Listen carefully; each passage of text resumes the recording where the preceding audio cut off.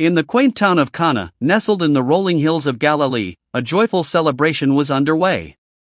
A young couple, surrounded by their friends and family, had gathered to mark the most special day of their lives, their wedding. The atmosphere was festive, with music, dancing, and laughter filling the air. But as the day wore on, a sense of concern began to creep over the hosts. The wine, a staple of any Jewish wedding celebration, had begun to run low. The mother of Jesus, anxious to avoid embarrassment, approached Jesus, who was a guest at the wedding, and whispered to him about the problem. Mary was present and had been watching the proceedings with interest. Jesus, seemingly unconcerned, replied, "Woman, why do you involve me? My hour has not yet come." But Mary, sensing an opportunity for her son to reveal his divine power, nodded to the servers and said, "Do whatever he tells you." Nearby stood 6 stone jars, each capable of holding between 20 and 30 gallons of liquid. Jesus instructed the servers to fill the jars with water. The servers, though puzzled, obeyed his command. With the jars filled to the brim, Jesus then told the servers to draw some of the water and take it to the master of the banquet. As they did, something miraculous happened. The water, once clear and tasteless, had been transformed into the finest wine. The master of the banquet, unaware of the miracle that had just occurred, tasted the wine and exclaimed, "You have saved the best till now." The guests, equally impressed, marveled at the exceptional quality of the wine. Jesus' transformation of water into wine was not just a clever trick or a minor miracle. It was a powerful demonstration of his divine authority and a glimpse into his glory. This miraculous act marked the beginning of Jesus' public ministry and set the stage for the many wonders that would follow. As the wedding celebration continued, Jesus' disciples watched in awe, their faith in him growing with each passing moment. They had witnessed something truly extraordinary, something that would stay with them forever, the power of Jesus to transform and renew. A crowded house in Capernaum with people gathered around Jesus. 4 friends carrying a paralytic on a mat, trying to reach Jesus. Friends climbing onto the roof, digging through the thatching. The paralytic being lowered down to Jesus on his mat. Jesus looking at the paralytic with compassion, saying, "Take heart, son, your sins are forgiven." Pharisees and teachers of the law looking shocked and outraged. Jesus asking the Pharisees, which is easier, to say, "Your sins are forgiven," or to say, "Get up and walk"? The paralytic getting up, rolling up his mat, and walking out of the house. The crowd erupting into cheers and praise, glorifying God. Jesus slipping away with a gentle smile. The paralytic walking away, freed from his physical and spiritual burdens. People flocking to Jesus, seeking physical healing and spiritual forgiveness. In another day, as Jesus walked through the crowded streets of Capernaum, 2 blind men followed him, their eyes fixed on the sound of his voice. They had heard stories of his miraculous healings and were determined to seek his help. The men, their faces filled with a mix of hope and desperation, cried out to Jesus, "Have mercy on us, Son of David." They had been living in darkness for so long, and the prospect of regaining their sight was almost too much to bear. Jesus, moved by their faith and persistence, stopped and turned to face them. "Do you believe that I am able to do this?" he asked, his voice filled with kindness and compassion. The blind men, without hesitation, replied, "Yes, Lord." Their faith was genuine, and Jesus could see the sincerity in their hearts. Jesus touched their eyes, and instantly, their sight was restored. The men, who had been living in darkness for so long, were now able to see the world around them. They were overwhelmed with joy and gratitude, and they followed Jesus, giving praise to God for their healing. This miraculous healing was a testament to Jesus' power over physical disabilities. He had restored sight to the blind, giving them a new lease on life. The news of this miracle spread quickly, and many were amazed at Jesus' divine authority and compassion. The healing of the blind men was not just a physical restoration, it was also a spiritual awakening. They had been living in darkness, but Jesus had brought them into the light. They had been given a second chance, and they were determined to make the most of it. In a crowded and bustling town, a man afflicted with leprosy stood at the edge of the community, shunned and avoided by all. His skin was ravaged by the disease, and he was considered unclean, forced to live on the outskirts of society. As Jesus passed through the town, the leper approached him, falling to his knees in desperation. "Lord, if you are willing, you can make me clean," he begged, his voice trembling with emotion. Jesus' heart went out to the man, and he reached out to touch him. This simple act was a profound statement, as lepers were considered untouchable. But Jesus was not bound by societal norms or fears. "I am willing," Jesus declared, his voice filled with compassion. "Be clean." Instantly, the leper's skin was restored to its former health, and he was healed. The man's eyes widened in amazement as he stared at his newfound cleanliness. Jesus instructed the former leper to go to the priest and offer the required sacrifice for his cleansing, as prescribed by the law. This would serve as a public declaration of his healing and restoration to society. As the man departed, Jesus' actions sent a powerful message, that he was a Lord who touched the untouchable, who healed the unhealable, and who loved the unlovable. The healing of the leper was a testament to Jesus' divine power and his willingness to break down social barriers to bring hope and restoration to those who needed it most. While walking in a small synagogue, nestled in the heart of a bustling town, a man with a withered hand stood before Jesus. The man's hand, once strong and capable, now hung limp and useless, a constant reminder of his limitations. The Pharisees, who were present in the synagogue, watched with keen eyes, eager to catch Jesus in a misstep. They had been tracking his movements, scrutinizing his every action, and they knew that the Sabbath was approaching. According to the Pharisees' strict interpretation of the law, no work was to be done on the Sabbath. They believed that healing was a form of work, and therefore, it was forbidden on the day of rest. Jesus, aware of the Pharisees' scrutiny, turned to the man with the withered hand and asked, "Is it lawful to heal on the Sabbath?" The Pharisees remained silent, refusing to answer. Jesus then turned to the man and said, "Stretch out your hand." The man hesitated for a moment, then slowly extended his withered hand. Jesus touched it, and instantly, the hand was restored to its former strength and agility. The man flexed his fingers, marveling at the newfound mobility. Tears of joy filled his eyes as he looked at Jesus with gratitude. The Pharisees, however, were outraged. They saw Jesus' actions as a blatant disregard for the law, and they began to plot against him. But Jesus knew that he had done the right thing.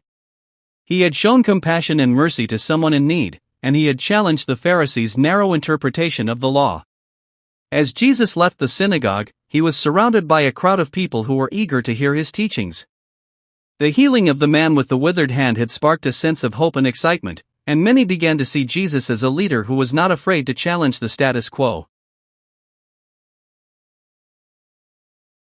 While in the bustling city of Capernaum, a Roman centurion, a man of great authority and respect, was faced with a crisis.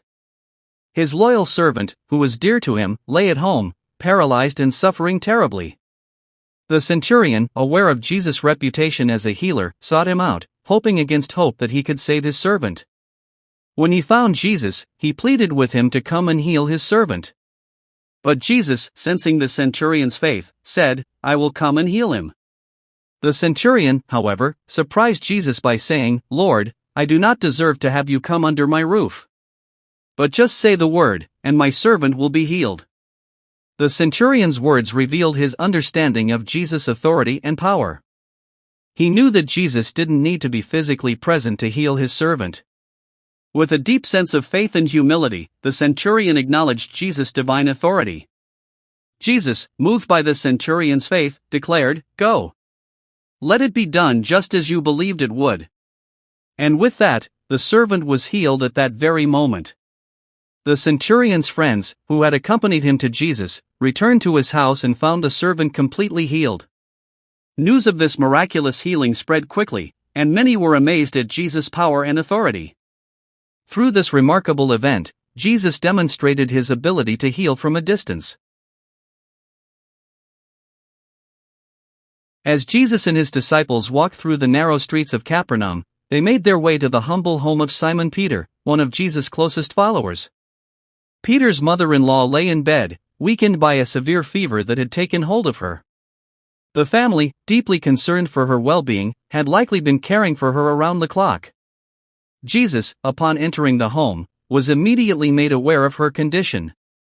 Without hesitation, he went to her bedside, his presence radiating compassion and care. Jesus reached out and took her hand, and with a gentle touch, he helped her up from the bed. The fever, which had been ravaging her body, instantly left her.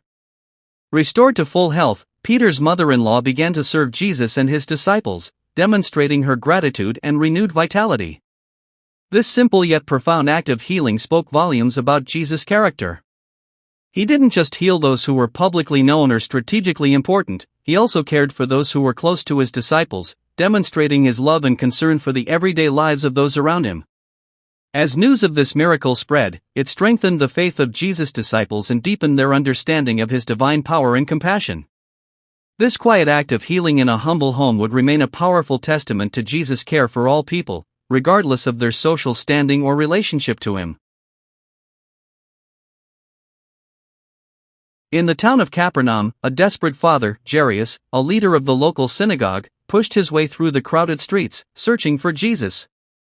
His precious daughter, his only child, lay dying, and he had heard that Jesus possessed the power to heal. As Jairus finally found Jesus, he fell at his feet, pleading for him to come and lay hands on his daughter. "My little daughter is at the point of death," he begged. "Come and lay your hands on her, so that she will get well and live." Jesus, moved by Jairus' desperation and faith, agreed to go with him. As they made their way through the crowded streets, passing in a crowded marketplace, a woman pushed her way through the throng of people, her eyes fixed on Jesus. She had been suffering from a bleeding disorder for 12 long years, and her condition had left her isolated and alone. According to the Jewish law, anyone who was bleeding was considered unclean, and this woman was no exception. She had been shunned by her community, forced to live on the fringes of society. Despite her fears and the risk of being rejected, the woman was desperate for healing. She had heard stories of Jesus' miraculous powers, and she was determined to reach out to him. As Jesus walked through the crowd, the woman reached out and touched the hem of Jesus' garment. In that instant, she felt a surge of healing power flow through her body, and her bleeding stopped. Jesus, sensing that someone had touched him, turned to face the crowd. "Who touched me?" he asked, his eyes scanning the sea of faces. The woman, fearing that she would be rebuked or rejected, trembled with fear. But Jesus' gaze was not one of condemnation, it was one of compassion. When the woman finally worked up the courage to confess, Jesus smiled and said, "Daughter, your faith has healed you. Go in peace." With those words, Jesus not only healed the woman's physical body but also restored her dignity and worth. As the woman walked away, she felt a sense of freedom and joy that she had not experienced in years. She was no longer alone, no longer marginalized. She had been touched by Jesus, and her life would never be the same again. The crowd followed Jesus and Jairus. But before Jesus could reach Jairus' home, a messenger arrived with devastating news. "Your daughter has died." The crowd that had been following Jesus began to murmur and lose hope. But Jesus, undeterred by the news, turned to Jairus and said, "Do not fear, only believe." He then proceeded to Jairus' home, accompanied by Peter, James, and John. Upon arriving, Jesus found the house in an uproar, with mourners and flute players filling the air with their wailing. He gently instructed them to leave, saying, "The child is not dead, but asleep." The crowd, skeptical and even mocking, did not believe Jesus. But he, with a deep sense of compassion and authority, took the girl's hand and said, "Talitha cum," which means, "Little girl, get up." Instantly, the girl's spirit returned to her body, and she stood up. Jesus then instructed her parents to give her something to eat, and the family was reunited in joy and gratitude. The news of this miraculous resurrection spread quickly, and the crowd that had gathered outside Jairus' home was amazed and awed by Jesus' power over life and death. They realized that they had witnessed something truly extraordinary, the raising of Jairus' daughter from the dead. As Jesus journeyed through the region of Samaria and Galilee, he encountered a group of 10 lepers who stood at a distance, their voices crying out in unison. "Jesus, Master, have mercy on us," they pleaded, their bodies ravaged by the debilitating disease. Leprosy, a highly infectious and disfiguring condition, had left them as outcasts, forced to live on the fringes of society. Their cries for help were a desperate plea for healing, for restoration, and for acceptance. Jesus, moved by their suffering, called out to them, "Go, show yourselves to the priests." This was not a dismissal, but rather a command to present themselves to the religious authorities, who would verify their healing and declare them clean. The 10 lepers, filled with hope and expectation, hastened to obey Jesus' words. As they walked, they were suddenly and miraculously healed. Their skin, once ravaged by the disease, was restored to its former health and vitality. But in the midst of this joyous celebration, only one of the lepers remembered to return to Jesus, to express his gratitude for the gift of healing. This lone leper, a Samaritan, came back to Jesus, praising God with a loud voice. He fell at Jesus' feet, his heart overflowing with thanksgiving. "Thank you, Jesus," he exclaimed, his words a sincere expression of gratitude. Jesus, looking at the 9 lepers who had not returned, asked, "Were not all 10 cleansed? Where are the other 9? His words were not a rebuke, but rather a gentle reminder of the importance of gratitude and acknowledgement. The Samaritan's actions stood in stark contrast to the 9 lepers who had not returned. His gratitude was a testament to the transformative power of Jesus' healing, and it highlighted the importance of acknowledging and thanking God for his blessings. Jesus multiplied 5 loaves of bread and 2 fish to feed a crowd of 5,000 people, demonstrating his power to provide. In the scorching heat of the day, a massive crowd of 5,000 people had gathered around Jesus, eager to hear his teachings and witness his miracles. The crowd was so large that it spilled out onto the grassy hills surrounding the Sea of Galilee. As the day wore on, the people grew hungry, and the disciples began to worry about how they would feed such a massive crowd. Philip, one of the disciples, estimated that it would take more than half a year's wages to buy enough bread for everyone. Meanwhile, a young boy, who had been watching the scene unfold, stepped forward and offered Jesus the only food he had: 5 small loaves of bread and 2 fish. It was a meager offering, but it was all he had. Jesus, with a warm smile, took the bread and fish from the boy and looked up to heaven. He gave thanks, broke the bread into pieces, and began to distribute it to the crowd. As Jesus handed out the bread and fish, something miraculous happened. The food, which had seemed so insufficient just moments before, began to multiply in Jesus' hands. The loaves of bread, once small and insignificant, now seemed endless, and the fish, too, were plentiful. The crowd, amazed and delighted, sat down on the grassy hillside and began to eat. The food was plentiful, and everyone had enough to eat and was satisfied. In fact, there were even leftovers: 12 baskets full of broken pieces of bread and fish. As the crowd finished their meal and began to disperse, the disciples looked on in awe, still trying to comprehend what they had just witnessed. Jesus, with a gentle smile, turned to them and said, "Gather the pieces that are left over. Let nothing be wasted." The feeding of the 5,000 was more than just a miraculous provision of food, it was a demonstration of Jesus' divine power and authority. After feeding the 5,000, Jesus instructed his disciples to get into a boat and cross the Sea of Galilee, while he dismissed the crowd. Later that evening, Jesus went up on a mountainside to pray. Meanwhile, the disciples were struggling to make headway in the boat, as a fierce storm had arisen, with strong winds and rough waves. They were exhausted and frightened.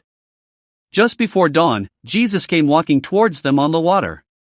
At first, the disciples thought he was a ghost, but Jesus quickly reassured them, saying, "Take courage. It is I, don't be afraid." Peter, being the impulsive one, asked Jesus to command him to come to him on the water.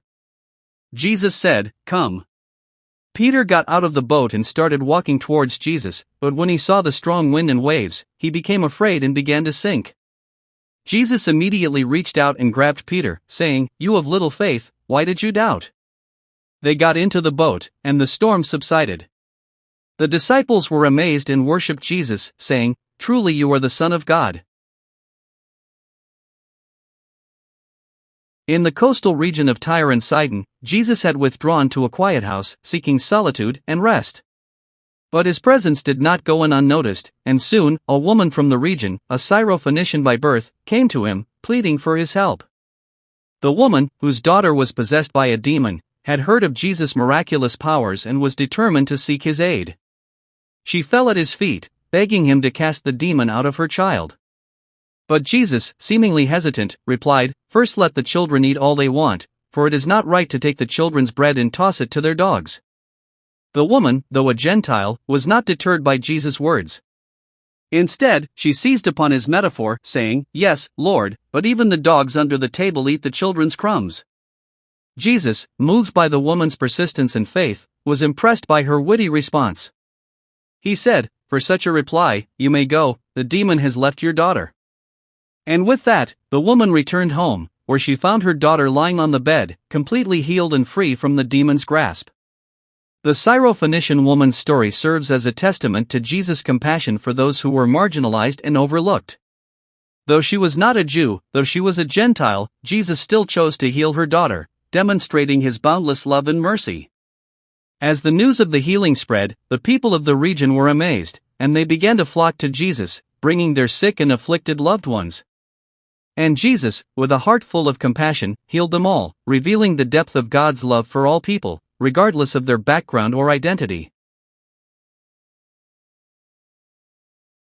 In another time, Jesus fed another crowd of 4,000 people with 7 loaves of bread and a few fish. In a remote region of the Decapolis, a vast crowd of 4,000 people had gathered around Jesus, eager to hear his teachings and witness his miracles. For 3 days, they had listened intently to his words, and now, as the sun began to set, they grew hungry. The disciples, aware of the crowd's needs, approached Jesus and said, "This is a remote place, and it's already getting late. Send the crowds away, so they can go to the villages and buy themselves some food." But Jesus, with a deep sense of compassion, replied, "They don't need to go away. You give them something to eat." The disciples, perplexed and concerned, looked at each other and wondered how they would feed such a massive crowd. One of the disciples, Andrew, spoke up, "Here is a boy with 7 loaves of bread and a few small fish, but how far will they go among so many?" Jesus, undeterred by the seeming impossibility of the task, took the loaves and fish from the boy and gave thanks. As Jesus broke the bread and began to distribute it to the crowd, a miraculous multiplication took place. The 7 loaves of bread and few fish, once insufficient, now became more than enough. The crowd, amazed and grateful, sat down on the grassy hillside and began to eat. When everyone had eaten their fill, Jesus instructed the disciples to gather the leftover food. They collected 7 baskets full of broken pieces of bread and fish, a testament to the abundance of God's provision. As the crowd dispersed, the disciples looked on in awe, still marveling at the miraculous feeding of the 4,000. Jesus, with a gentle smile, had once again demonstrated his divine power and authority, providing for the needs of those who had gathered around him. It also showed that he was not just a teacher or a healer, but the very bread of life, come to nourish and sustain his people. In Jerusalem, near the Sheep Gate, there was a pool called Bethesda. The pool was surrounded by 5 covered walkways, where many sick people lay, waiting for the water to move. According to legend, an angel would periodically stir the water, and the first person to enter the pool after the stirring would be healed. One man, who had been sick for 38 years, lay among the crowd, hoping to be healed. Jesus, seeing the man's condition, approached him and asked, "Do you want to get well?" The man replied, "Sir, I have no one to help me into the pool when the water is stirred. While I am trying to get in, someone else goes down ahead of me." Jesus said to him, "Get up. Pick up your mat and walk." At once, the man was cured, and he picked up his mat and walked. The Jewish leaders, who were present, criticized the man for carrying his mat on the Sabbath. The man replied that the one who had healed him had told him to pick up his mat and walk. When Jesus found the man later, he warned him, "Stop sinning or something worse may happen to you." The man went away and told the Jewish leaders that it was Jesus who had made him well. As Jesus and his disciples, along with a large crowd, were leaving Jericho, they came across a blind beggar named Bartimaeus. Bartimaeus, sitting by the roadside, heard the commotion and asked what was happening. Someone told him that Jesus of Nazareth was passing by. Bartimaeus, filled with faith and determination, began to shout, "Jesus, Son of David, have mercy on me." The crowd tried to silence him, but he cried out even louder. Jesus stopped and asked that Bartimaeus be brought to him. When Bartimaeus approached, Jesus asked, "What do you want me to do for you?" Bartimaeus replied, "Rabbi, I want to see." Jesus, with compassion and kindness, touched Bartimaeus' eyes and said, "Go, your faith has healed you." Immediately, Bartimaeus received his sight and followed Jesus along the road. While in the city of Jerusalem, a dramatic scene unfolded in the temple courtyard. A group of Pharisees and scribes, determined to trap Jesus, brought before him a woman caught in the act of adultery. According to the law, the punishment for adultery was death by stoning. The Pharisees and scribes, eager to test Jesus' commitment to the law, asked him, "Teacher, this woman was caught in the act of adultery. In the law, Moses commanded us to stone such women. What do you say?" Jesus, aware of the trap being set for him, chose not to answer directly. Instead, he stooped down and began to write on the ground with his finger. The Pharisees and scribes, eager to provoke him, continued to press him for an answer. But Jesus, with a calm and gentle demeanor, stood up and said, "Let any one of you who is without sin be the first to throw a stone at her." And with that, he stooped down again and continued writing on the ground. The Pharisees and scribes, convicted by their own consciences, began to slip away one by one, until only Jesus and the woman were left. Jesus, looking up at the woman, asked her, "Woman, where are they? Has no one condemned you?" The woman, with tears in her eyes, replied, "No one, sir." And Jesus, with a warm and compassionate smile, said, "Then neither do I condemn you, go now and leave your life of sin." As the woman walked away, freed from the condemnation of the law, Jesus remained, a symbol of God's mercy and compassion. The Pharisees and scribes had sought to trap him, but instead, they had been exposed by their own hypocrisy. And Jesus, the one who had been accused of being soft on sin, had shown that true righteousness is not about condemning others, but about showing compassion and mercy to those who are struggling. The woman, once condemned and ashamed, had been given a second chance, and Jesus had shown that he was the one who could forgive sins and bring new life. In the region of Gadara, a small village nestled in the rolling hills of the Decapolis, a man possessed by demons lived a life of torment and isolation. For years, he had been bound by chains and shackles, but the demons that dwelled within him gave him supernatural strength, and he would break free, fleeing to the nearby tombs. The villagers, fearful of the demon-possessed man, avoided him at all costs. They would hear his cries and screams echoing through the night, and they knew that he was a man consumed by darkness. One day, as Jesus stepped off the boat and onto the shores of the Sea of Galilee, he was met by the demon-possessed man. The man, with eyes wild and unseeing, rushed towards Jesus, his presence radiating an aura of malevolence. Jesus, undaunted by the man's appearance, stood firm, his eyes locked on the demon-possessed man. "Come out of this man, you evil spirit!" Jesus commanded, his voice ringing with authority. The demons, recognizing Jesus as the Son of God, trembled with fear. "What do you want with us, Son of God?" they cried out in terror. "Have you come to torture us before the appointed time?" Jesus, with a firm but gentle tone, replied, "My name is Legion, for we are many." The demons, knowing that they were no match for Jesus' power, begged to be cast into a nearby herd of pigs. Jesus, with a nod, granted their request. The demons, with a deafening shriek, fled the man's body and entered the pigs. The herd, suddenly possessed by the evil spirits, rushed down the steep bank and into the sea, where they drowned. The man, now freed from the demon's grasp, sat at Jesus' feet, clothed and in his right mind. The villagers, who had witnessed the miraculous deliverance, were amazed and a little frightened. They knew that they had seen something truly extraordinary, the demonstration of Jesus' authority over the spiritual realm. As Jesus prepared to leave, the man who had been healed begged to go with him. But Jesus, with a gentle smile, said, "Return home and tell how much God has done for you." And with that, the man returned to his village, proclaiming the miraculous work of Jesus to all who would listen. As Jesus walked through Jerusalem, he came across a man who had been born blind. The disciples, curious about the man's condition, asked Jesus, "Rabbi, who sinned? This man or his parents, that he was born blind?" Jesus replied, "Neither this man nor his parents sinned, but this happened so that the works of God might be displayed in him." Jesus then spat on the ground, made some mud with the saliva, and put it on the man's eyes. Jesus told the man to go wash in the pool of Siloam. The man obeyed, and as he washed, his sight was restored. The neighbors and those who had previously seen him begging were amazed, asking, "Isn't this the same man who used to sit and beg?" Some people claimed that it was indeed the same man, while others argued that it was someone who looked like him. The man himself testified, "I am the man." They asked him how he had received his sight, and he told them about Jesus and the mud. The Pharisees, who were skeptical of Jesus' miracle, questioned the man and his parents. They asked the man how he had received his sight, and he repeated the story. The Pharisees, still unbelieving, asked the man's parents if their son had indeed been born blind and if he could now see. The parents confirmed that their son had been born blind, but they were afraid to say more, fearing the Pharisees would expel them from the synagogue.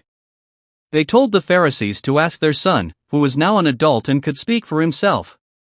The Pharisees, still trying to discredit Jesus, called the man back and told him to give glory to God, saying that Jesus was a sinner. The man replied, "Whether he is a sinner or not, I don't know. One thing I do know. I was blind but now I see." Jesus heard that the Pharisees had thrown the man out of the synagogue, so he went and found him. Jesus asked the man if he believed in the Son of Man, and the man asked, "Who is he, sir? Tell me so that I may believe in him." Jesus said, "You have now seen him, in fact, he is the one speaking with you." The man said, "Lord, I believe," and he worshipped Jesus. In the small town of Nain, nestled in Galilee, a young widow's heart was heavy with grief. Her only son, her sole comfort and support, had fallen ill and died. The widow, overcome with sorrow, had wrapped her son's body in linen and prepared it for burial. As the funeral procession made its way through the narrow streets of Nain, a crowd of mourners followed, their faces etched with sadness and sympathy. The widow, surrounded by her friends and family, walked behind the bier, her eyes fixed on the lifeless body of her beloved son. Just as the procession was about to leave the town, Jesus, accompanied by his disciples, appeared on the scene. He had been teaching and preaching in the surrounding villages and had heard about the widow's loss. As Jesus approached the funeral procession, he saw the widow's tears and felt a deep sense of compassion for her. He knew that she was not only grieving the loss of her son but also facing an uncertain future without her sole provider. Jesus, with a gentle touch, reached out and stopped the funeral procession. He then turned to the widow and said, "Do not weep." With a nod, he gestured to the bier, and the bearers came to a halt. Jesus, with a deep sense of authority, spoke to the lifeless body, "Young man, I say to you, arise." And to the amazement of all who were watching, the young man sat up and began to speak. The crowd, stunned and amazed, erupted into cheers and praise, glorifying God for the miraculous resurrection. The widow, overwhelmed with joy and gratitude, threw her arms around her son, holding him close and thanking Jesus for restoring him to her. As the news of the miraculous resurrection spread, the crowd began to murmur, "A great prophet has appeared among us, and God has come to help his people." Jesus, with a humble smile, slipped away, leaving behind a widow and her son, forever changed by the power of his compassion and love. On the shores of the Sea of Galilee, Jesus stood among his disciples, preparing to set sail across the tranquil waters. The day had begun like any other, with the warm sun shining down upon them. But as they pushed off from the shore and began their journey, a sudden and fierce storm swept in. Dark clouds gathered, and a strong wind began to whip the waves into a frenzy. The little boat, tossed about like a toy, creaked and groaned under the pressure. The disciples, seasoned fishermen though they were, clung to the sides of the boat in terror, their faces white with fear. Jesus, meanwhile, seemed entirely unconcerned. He lay sleeping in the stern of the boat, exhausted from a long day of teaching and healing. The disciples, desperate for relief from the storm's fury, shook him awake, crying out in desperation, "Lord, save us! We're going to drown." Jesus, calmly and quietly, rose from his sleep and stood up in the boat. He gazed out at the turbulent waters, and with a voice that was both gentle and authoritative, he spoke, "Peace, be still." Instantly, the storm subsided. The winds died down, the waves ceased their crashing, and calmness fell over the sea. The disciples, stunned and amazed, looked on in wonder, their fear replaced by awe and reverence. Jesus turned to them and asked, "Why are you so afraid? Do you still have no faith?" The disciples, humbled and chastened, hung their heads in shame, realizing that they had underestimated the power of their master. As the boat continued on its journey, the disciples couldn't help but glance at Jesus with newfound respect and admiration. They had witnessed something truly miraculous, the calming of a fierce storm by the mere words of their master. And they knew that they were in the presence of something far greater than themselves. Also, in the small village of Bethany, just outside the bustling city of Jerusalem, a sense of sorrow and grief hung in the air. Lazarus, a dear friend of Jesus, had fallen ill, and his sisters, Mary and Martha, had sent word to Jesus, hoping that he would come and heal their beloved brother. But Jesus, who loved Lazarus deeply, did not rush to his side. Instead, he lingered for 2 days, a decision that would ultimately lead to a profound demonstration of his divine authority and power. When Jesus finally arrived in Bethany, Lazarus had been dead for 4 days. The village was filled with mourners, and Martha, upon hearing of Jesus' arrival, rushed out to meet him. "Lord, if you had been here, my brother would not have died," she said, her voice trembling with emotion. Jesus, with a gentle smile, replied, "Your brother will rise again." Martha, though grieving, held on to her faith, saying, "I know he will rise again in the resurrection at the last day." But Jesus, with a profound statement, revealed his true nature, saying, "I am the resurrection and the life.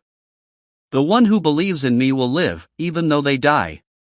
As Jesus spoke these words, he was met with a mixture of faith and doubt. Thomas, one of his disciples, whispered to the others, "Let us also go, that we may die with him." But Jesus, undeterred by the uncertainty of his followers, pressed on, determined to demonstrate his power over death. Upon arriving at the tomb, Jesus was met with a scene of sorrow and mourning.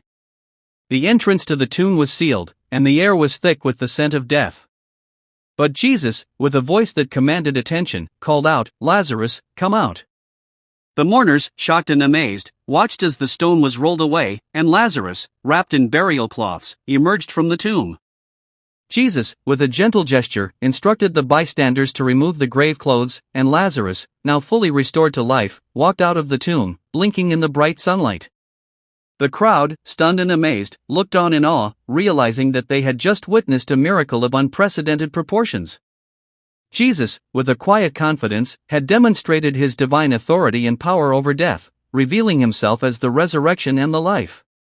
As the news of Lazarus' resurrection spread, the Pharisees and the chief priests, who had been seeking to kill Jesus, began to conspire against him. They saw Jesus' miracle as a threat to their power and authority, and they knew that they had to act quickly to silence him. But Jesus, undaunted by the danger that lay ahead, continued to preach and teach, revealing the glory of God to all who would listen. And Lazarus, now fully restored to life, became a living testament to Jesus' power and authority, a reminder to all of the divine nature of the one who had raised him from the dead.